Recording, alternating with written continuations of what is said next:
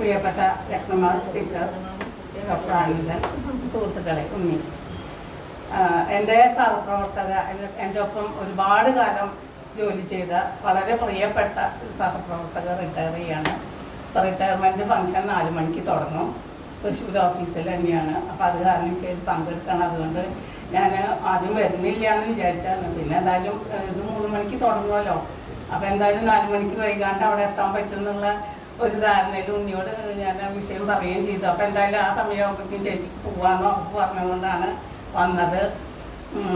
അപ്പോൾ അതുകൊണ്ടാണ് പെട്ടെന്ന് സംസാരിക്കുന്നത്. എനിക്ക് തോന്നുന്നത് ഡോക്ടർ ആനന്ദൻ എന്നോട് വിളിച്ചപ്പോൾ പറഞ്ഞത് എൻ്റെ പുതിയ നോവലിനെ കുറിച്ചിട്ട് സംസാരിക്കാനാണ് പറഞ്ഞത്. പുതിയ നോവൽ വായിച്ചതിൽ ഇതിൽ ഒരാളോ രണ്ടാളോ മാത്രമേ ഉണ്ടാവുള്ളൂ എന്നുള്ളത് കൊണ്ട് കൂടുതലാതെ അതന്നെ ഞാനും ഉദ്ദേശിച്ചത്. അതുകൊണ്ട് അതിനെക്കുറിച്ച് ഞാൻ കൂടുതൽ പറയുന്നതിൽ അർത്ഥം തോന്നുന്നില്ല.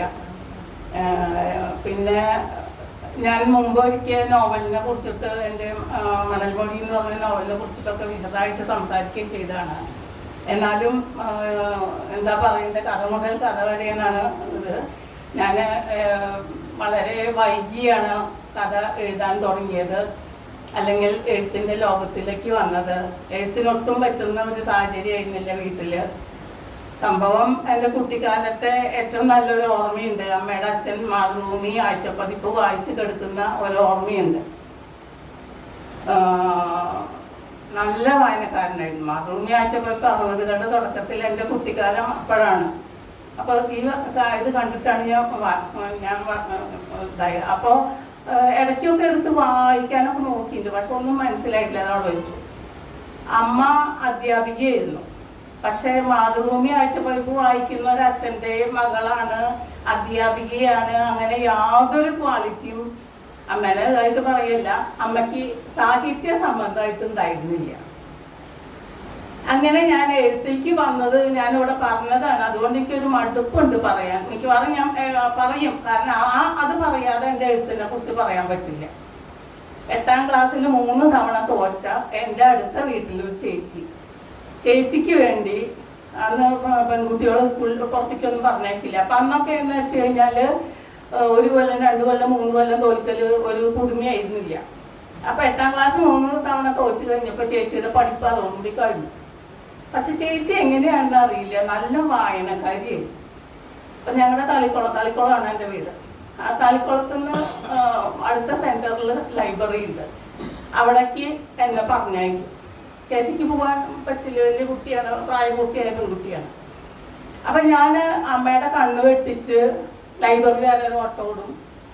ചേച്ചി പുസ്തകത്തിൻ്റെ പേരൊക്കെ എഴുതി തരും, എം മുകുന്ദൻ്റെയൊക്കെ. ഞാൻ പലപ്പോഴും അത്ഭുതപ്പെട്ടിട്ടുണ്ട്, എങ്ങനെ ചേച്ചി അന്ന് ഈ എം മുകുന്ദൻ്റെയൊക്കെ അറിഞ്ഞിട്ടുള്ളത് എന്നുള്ളത്. എസ് കെ പൊറ്റേക്കാട്ടെ, MT, ഈ പേരുകളൊക്കെ ചേച്ചി എഴുതി തരും. ഞാനത് കൊണ്ട് ലൈബ്രറിയിൽ കൊടുക്കും. ലൈബ്രറിയിൽ ചോദിക്കുന്ന എനിക്ക് അതിൽ ഈ പേരുകളൊക്കെ കിട്ടും. അപ്പം ഞാൻ പറഞ്ഞു സർലേച്ച് എഴുതി തന്നാന്ന് പറയും.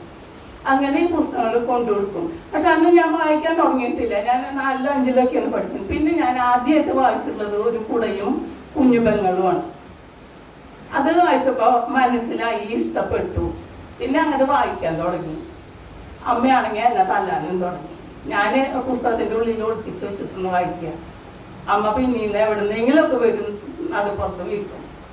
അങ്ങനെ ഒരുപാട് തല്ല് കിട്ടിയിട്ടുണ്ട്. അമ്മയുടെ വീട്ടിൽ പോകുമ്പോൾ ഉള്ള ജോലി എന്ന് വെച്ച് കഴിഞ്ഞാൽ മൊത്തം മാതൃഭൂമി ആഴ്ചപ്പോഴപ്പോഴൊക്കെ ഇങ്ങനെ ഒരു മീതെ അപ്പുറത്ത് അങ്ങനത്തെ ഒരു സ്ഥലം ഉണ്ടായിരുന്നു, അവിടെ കയറ്റി വെച്ചിട്ടുണ്ടാവും. അത് മുഴുവൻ ഞാൻ ഈ കുട്ടി ഇതുമ്മ കൂടെ ഒക്കെ കയറി പിടിച്ച് ഒക്കെ താഴ്ത്തിക്ക് എടുക്കും. ബാലപംക്തിയും അങ്ങനെയുള്ള സംഭവങ്ങളൊക്കെ വായിക്കും. അങ്ങനെ പിന്നെ 8ാം ക്ലാസ്സൊക്കെ ആയപ്പോഴേക്കും നല്ല വായനയായി. 8ലൊക്കെ പഠിക്കുമ്പോഴാണ് മറ്റേ മുകുന്ദൻ്റെ ഇതൊക്കെ വായിച്ചിട്ടുള്ളത്, മയ്യഴിപ്പുഴയുടെ തീരങ്ങളൊക്കെ വായിച്ചിട്ടുള്ളത്. അങ്ങനെ നല്ല വായനയായി. പക്ഷെ എഴുതാൻ തുടങ്ങിയത് വളരെ വൈകിട്ടാണ്. എഴുതാനുള്ള കഴിവുണ്ടെന്നും മനസ്സിലായിട്ടില്ല. ഡിഗ്രിക്ക് അവസാനത്തെ കൊല്ലം പഠിക്കുമ്പോഴാണ് ആദ്യമായിട്ട് കഥ എഴുതുന്നത്. അതിനത് കോളേജ് ലൈബ്രറിക്ക് മാഗസീന് കൊടുത്തു. പിന്നെ കഥകൾ അങ്ങനെ എഴുതി തുടങ്ങി. ആദ്യത്തെ കഥ വരുന്നത് 24 വയസ്സിലാണ്. കുങ്കുമ വാരികയിൽ NV കൃഷ്ണവാര്യരുള്ളപ്പോൾ മുഖാമുഖം എന്ന് പറഞ്ഞ കഥ വരുന്നത്. പിന്നെ അങ്ങനെ സ്ഥിരമായിട്ട് എഴുതിക്കൊണ്ടിരുന്നു. കുറച്ച് കഴിഞ്ഞപ്പോൾ കല്യാണം കഴിഞ്ഞപ്പോൾ അതോടുകൂടി കഴിഞ്ഞു. പിന്നെ വല്ലപ്പോഴും കഥ ഇങ്ങനെ എഴുതിക്കൊണ്ടേയിരിക്കും, കൊല്ലത്തിലൊരു കഥയൊക്കെ അങ്ങനെ എഴുതിക്കൊണ്ടേയിരുന്നു. ആ കഥകളെല്ലാം തന്നെ മിക്കവാറും എല്ലാ പ്രസിദ്ധീകരണങ്ങളിലും വന്നുകൊണ്ടിരുന്നു, മാതൃഭൂമി ഒഴികെ. കൃത്യമായിട്ടുള്ള ഡെഡിക്കേറ്റഡ് ആയിട്ടുള്ള റൈറ്റിംഗ് തുടങ്ങിയത് 50 വയസ്സിലാണ്. 50 വയസ്സ് എൻ്റെ ഒഫീഷ്യൽ ലൈഫിലൊരു ടേണിംഗ് പോയിന്റ് ആയിരുന്നു. ഒരു നിസ്സാരമായിട്ടുള്ള ഒരു കാരണത്തിന് മാനേജിങ് ഡയറക്ടറുള്ള തെറ്റിയിട്ട് ആളെന്നെ സസ്പെൻഡ് ചെയ്തു. വളരെ നിസ്സാരമായിട്ടുള്ള കാരണത്തിനാണ്. KSR പ്രകാരം അത് ചെയ്തില്ല ഇത് ചെയ്തില്ല എന്ന് പറഞ്ഞു. ഞാൻ എൻ്റെ സ്ഥാപനത്തിൽ സെക്കൻഡ് ഓൺലി ടു MD ആയിരുന്നു. അങ്ങനെ MD എന്നെ സസ്പെൻഡ് ചെയ്തു. അങ്ങനെയാണ് ഞാൻ എൻ്റെ കണ്ണ് തുറന്നത്, എൻ്റെ 50 വയസ്സിൽ കേട്ടോ.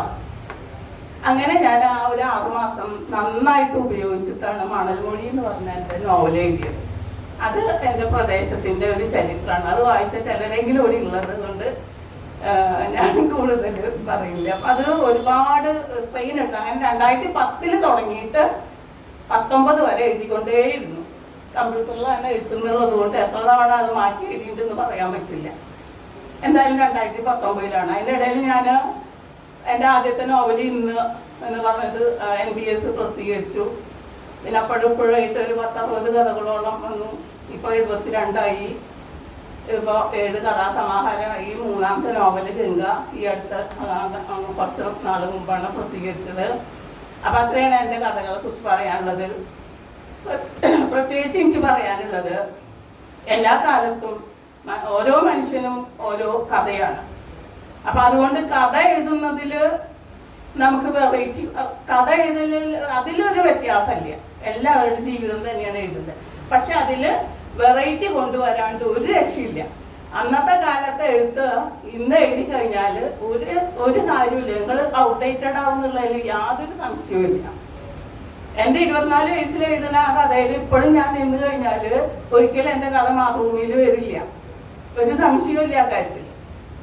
അപ്പൊ കാലാനുസൃതമായിട്ട് നമ്മൾ നവീകരിച്ചുകൊണ്ടിരിക്കണം. അതിന് ഏറ്റവും വലുത് നന്നായിട്ട് വായിക്കണം. എനിക്കിവിടെയുള്ള എഴുതാൻ ശ്രമിച്ചുകൊണ്ടിരിക്കുന്നവരും അങ്ങനെയുള്ളവരും നമുക്ക് നമ്മൾ എഴുതുന്നത് ഗംഭീരന്നെ തോന്നുള്ളൂ. അതാണ് ഏറ്റവും വലിയ പ്രശ്നം. ഞാൻ എഴുതുന്നത് ഗംഭീരമെന്ന് എനിക്ക് തോന്നും. എന്തുകൊണ്ടാ? ഞാൻ വേറെ ആരുടെയും വായിക്കുന്നില്ല. അപ്പൊ ശരിയാ, ഞാൻ എഴുതുന്നതാണ് ഏറ്റവും ഗ്രേറ്റ്. പക്ഷെ അത് നിങ്ങളെ വഴി തെറ്റിക്കുകയാണ്. ഒരുപാട് വായിക്കണം, ഒരുപാട് വായിച്ചിട്ട് കുറച്ച് എഴുതുക. അതാണ് ഫോളോ ചെയ്യേണ്ട മെത്തേഡ്. പുസ്തകങ്ങൾ കുറേ ഇറക്കിയിട്ട് കാര്യമില്ല. നിങ്ങൾക്ക് ആ പുസ്തകം ഇറക്കുന്ന ഒരു സാറ്റിസ്ഫാക്ഷനെ വേണ്ടോ വെച്ചാൽ ഓക്കെ, കുഴപ്പമില്ല. ഞാൻ ടീച്ചറോട് പറയുന്നു, ഞാനൊരു പുസ്തകത്തിന്റെ ആശംസയിൽ ഉണ്ടായിരുന്നു. 80 വയസ്സായ സ്ത്രീയാണ്. AG's ഓഫീസിൽ നിന്ന് റിട്ടയർ ചെയ്തിട്ട് 20 കൊല്ലം കഴിഞ്ഞു. ചങ്ങമ്പുഴ ഹോളിലായിരുന്നു എൻ്റെ പ്രകാശനം. ആദ്യമായിട്ട് ഒരു പുസ്തകം, 2 പുസ്തകം ഒരുമിച്ച് ഇറക്കിയത്. ഒരെണ്ണത്തിൽ നിറയെ അവരുടെ ജീവിതാനുഭവങ്ങൾ, ഒരെണ്ണത്തിൽ കഥയും കവിതയും എല്ലാം കൂടി കിട്ടും. അപ്പൊ അവരെ സംബന്ധിച്ചിടത്തോളം ഒരു സാറ്റിസ്ഫാക്ഷനാണ് എഴുത്ത്. 80 വയസ്സിൽ എഴുതുന്നു എന്നുള്ളതാണ് അതിൻ്റെ ഏറ്റവും വലിയ. അതിന് നാളെ വരെ എഴുതുകയില്ല എന്നൊന്നും അറിയില്ല. പക്ഷെ അത് നമുക്ക് ജീവിക്കാനുള്ളൊരു ഇതാണ് അവർക്ക് കൊടുക്കുന്നത്. അപ്പൊ ഓരോരുത്തരുടെയും ജീവിക്കാൻ എഴുത്തിനുള്ള ഉദ്ദേശമാണ് പ്രധാനം. അപ്പോൾ ഇത് എഴുതാനായിട്ട് ആഗ്രഹിക്കുന്നവർ അല്ലെങ്കിൽ എഴുതിക്കൊണ്ടിരിക്കുന്നവർ നിങ്ങൾ പുറത്തുള്ള കൃതികൾ വായിക്കും. ക്ലാസിക്കുകൾ മലയാളത്തിലെ മാത്രമല്ല, മലയാളത്തിൽ അല്ലാതെ ഞാൻ പറയുള്ളൂ, ഇംഗ്ലീഷ് സാഹിത്യത്തിലെ ക്ലാസിക്കുകളായിട്ടുള്ള കൃതികൾ വായിക്കാം. എന്നിട്ട് മലയാളത്തിലെ ക്ലാസിക്കുകൾ വായിക്കാം. എന്നിട്ട് നിങ്ങളുടെ കൃതികൾ വെച്ചിട്ട് ഒത്തുനോക്കുക. അതിലൊക്കെ പറയുന്നതിൽ ഒന്നും നിങ്ങളുടെ വ്യത്യാസമില്ലെങ്കിൽ നിങ്ങൾ ദയവ് ചെയ്ത് കുറച്ച് കാലം എഴുത്ത് നിർത്തിയിട്ട് വായനയിൽ മുഴുകുക. അതൊക്കെയാണ് എനിക്ക് പറയാനുള്ളത്. ഞാൻ എന്തായാലും അങ്ങനെ ചെയ്യുന്ന ഒരാളാണ്. അപ്പോൾ ഇത്രയൊക്കെ എനിക്ക് പറയാനുള്ളൂ. എന്തായാലും എന്നെ ഈ പരിപാടിക്ക് വിളിച്ച ഉണ്ണികൃഷ്ണനും സാഹിതിക്കും പ്രത്യേകം നന്ദി. എൻ്റെ വാക്കുകൾ ഇതുവരെ കേട്ട നിങ്ങൾക്ക് എല്ലാവർക്കും നന്ദി. നമസ്കാരം.